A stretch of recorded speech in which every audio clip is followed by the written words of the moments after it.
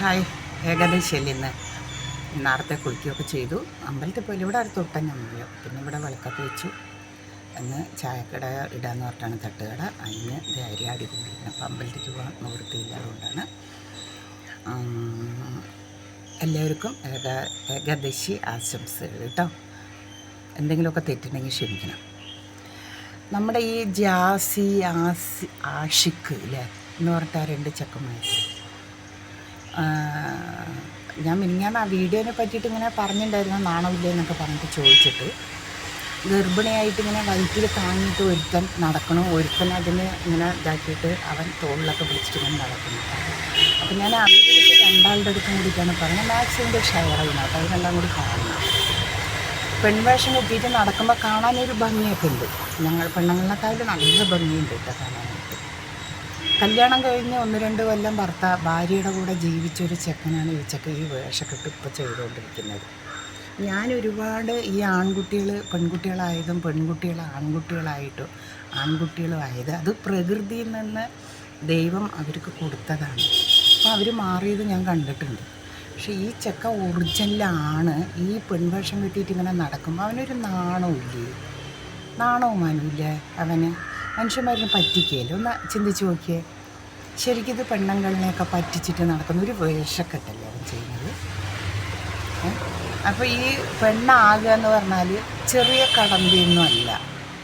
ഞാൻ അവർക്ക് 2 ആൾ കൂടിയിട്ടാണ് ആ പെൺവേഷം കെട്ടി നടക്കുന്ന ചെക്കന് വേണ്ടിയിട്ടാണ് പറയുന്നത്. ചെറിയൊരു കടമ്പയല്ല.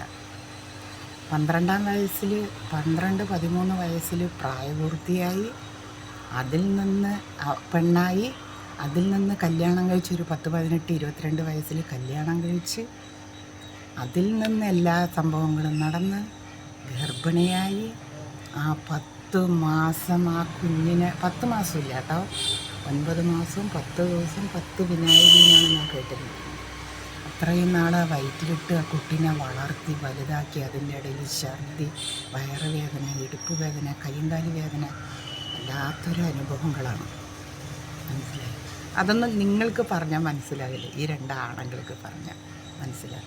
ഒന്നുമില്ല, നീ ഭാര്യയുടെ കൂടെ ഇരുന്നിട്ട് ഭാര്യ ഗർഭിണിയാവേണ്ടിയിരുന്നു. അതില്ല. ഇപ്പോൾ വേഷക്കെട്ട് കാട്ടിയിട്ട് നടക്കുമ്പോൾ അതിനെ പറ്റിയിട്ട് നിനക്ക് പറഞ്ഞാൽ മനസ്സിലാവില്ല. അപ്പം ഞാൻ പറയുന്നത്, ഈ വേഷക്കെട്ടി കാണിച്ച് നടക്കാണ്ട് 2 പേരും ആണുങ്ങളായിട്ട് ജോലിക്ക് പോയിട്ട് അവനവൻ്റെ വീട്ടിൽ പോയിട്ട് ജീവിക്കുന്നതല്ലേ നല്ലത്. എന്തിനാ ഈ വേഷക്കെട്ട് കാട്ടിയിട്ട് നടക്കുക? അല്ലെങ്കിൽ നിങ്ങളുടെ ഇഷ്ടത്തിന് നിങ്ങൾ ജീവിച്ചോ. പക്ഷെ പെണ്ണുങ്ങളിനെ ഒരു ആക്കിയ പോലെ ഗർഭിണിയായിട്ട് നടന്നിട്ടും അതാക്കിയിട്ടും ഡാൻസ് കളിച്ചിട്ടും മുറ്റോടിച്ചിട്ടും നീ എന്തൊക്കെ പെൺവേഷം കെട്ടിയിട്ട് വേഷക്കെട്ട് കാട്ടിയാലും നീ പെണ്ണാവില്ല. മനസ്സിലാകുന്ന ഒരു പെണ്ണാകുക എന്ന് പറഞ്ഞിട്ടുണ്ടെങ്കിൽ, ഇത് മറ്റുള്ള ആൾക്കാർ പെണ്ണ് അതിൽ നിന്ന് ഇതിലേക്ക് വന്ന് ഇതിൽ നിന്ന് അതിലേക്ക് വന്ന ആൾക്കാരെ ഞാൻ കുറ്റം പറയുന്നില്ല കേട്ടോ. അവർക്ക് ദൈവം കൊടുത്ത് അവർ നല്ല പോലെ ജീവിക്കുന്നുണ്ട്. നല്ല പോലെ പറഞ്ഞാൽ സത്യസന്ധതയിലും ജോലി എടുത്തിട്ടും ജീവിക്കുന്ന ഒരാൾക്കാരാണ് അവരെന്ന്. കാരണം നീ തനി വേഷക്കെട്ട് ഒരു പെണ്ണാകുക പറഞ്ഞ ഒരു പ്രസവവേദന എന്ന് പറഞ്ഞാൽ എന്തെന്നാണ് വിചാരിക്കുന്നത്? ഈ വേഷക്കെട്ട് കാട്ടി കുറേ പഞ്ഞിയും വയറ്റിൽ വെച്ച് കെട്ടിയിട്ട് നീ നടക്കുന്ന അതാണെന്ന് വിചാരിച്ചാൽ. പെണ്ണാവണമെങ്കിൽ കുറേ കടമ്പകളുണ്ട്, അല്ലാണ്ട് പെണ്ണാവില്ല കേട്ടോ.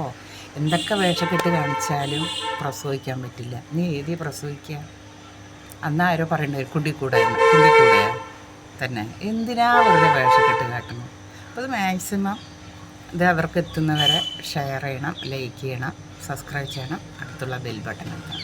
അപ്പോൾ എല്ലാവർക്കും നല്ലൊരു ശുഭദിനം നേരുന്നു കേട്ടോ.